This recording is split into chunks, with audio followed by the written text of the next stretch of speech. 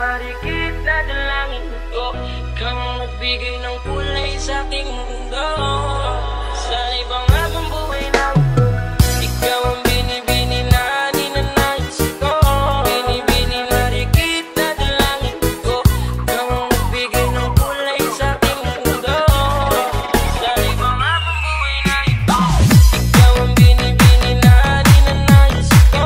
Binibini marikit na dalangin ko.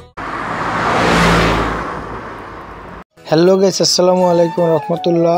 আজ আমরা এসেছি তারাস বাজার বেশি বাজার গরুর হাটে। মূলত এই গরুর হাটটা লাগে কুরবানি ঈদের কিছুদিন আগের থেকে। আমরা ৩-৪ জন এসেছি। আমাদের আর কি কুরবানির গরুটা এখান থেকেই কেনা হবে, তো আমরা দেখতে এসেছি। আমাদের কাকারা এসেছে, তারা গরু কিনবে, আমরা আর কি দেখব, এই জন্য আমরা এসেছি। আর এই মূলত এই হাটটা শুক্রবার আর সোমবারে লেগে থাকে, সপ্তাহে 2 দিন লেগে থাকে। ঈদের 8-10 দিন কিংবা 15 দিন আগের থেকে হাটটা লাগে। এই হাটটাতে হিউজ পরিমাণ গরু ছাগল ওঠে, তো আপনারা দেখতে পাচ্ছেন। আর তুলনামূলক এই ফিরে বড় গরুর দামটা একটু কম, আর ছোট গরুর দামগুলো অনেক বেশি। তো এখানে হিউজ পরিমাণ গরু আপনারা দেখতে পারবেন। তো আমরা দেখছি যে গরু আমরা কোনটা কিনবো আর কি, কিন্তু আমাদের যে বাজেট, এই বাজেটের মধ্যে সেরকম ভালো গরু পাওয়া যাচ্ছে না।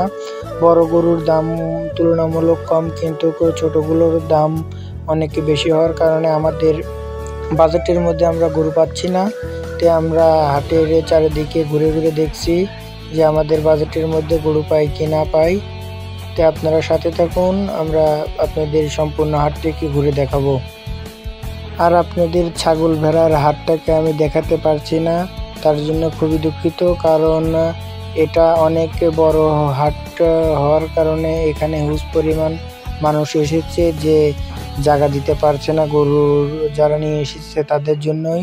এই ছাগলের হাটটা আর কি পাশে নিয়েছে, আর ওইখানে সেরকম বড় জায়গা না থাকার কারণে হিউজ পরিমাণ মানুষজনের ভিড়ে ওখানে হাঁটাচলা করা যাচ্ছে না। তাই আমরা আর যাচ্ছি না ওইদিকে। আর এখানে হিউজ পরিমাণ মানুষজন, তার জন্য আমরা চলাফেরা করে সেরকম ভালো মতন চলাফেরা করতে পারতেছি না। আর আজকাল মূলত যে রৌদ্র উঠছে, কুরবানি ঈদের হাটটা আমার কাছে খুবই ভালো লাগে। কারণ রাস্তা দিয়ে যারাই আর কি গরু নিয়ে যাচ্ছে খালি বলতেছে, মামা এটা কত, মামা গরুর দাম কত, এরকম আর কি সবাই বলা করতেছে। এই বিষয়টা আমার কাছে খুবই ভালো লাগে।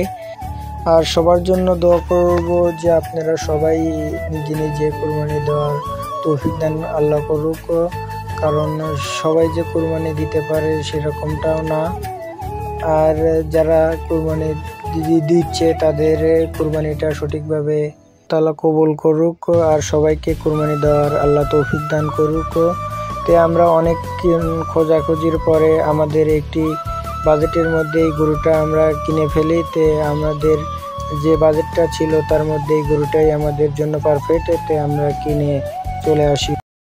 আজকে আপনাদের সবার কাছে বিদায় নিব। আজকের ব্লগটা এই পর্যন্তই। যদি ব্লগটা ভালো লাগে like, comment, share and subscribe করে দেন। Till then guys, stay safe, right safe, দেখা হবে নেক্সট ব্লগে। আল্লাহ হাফেজ।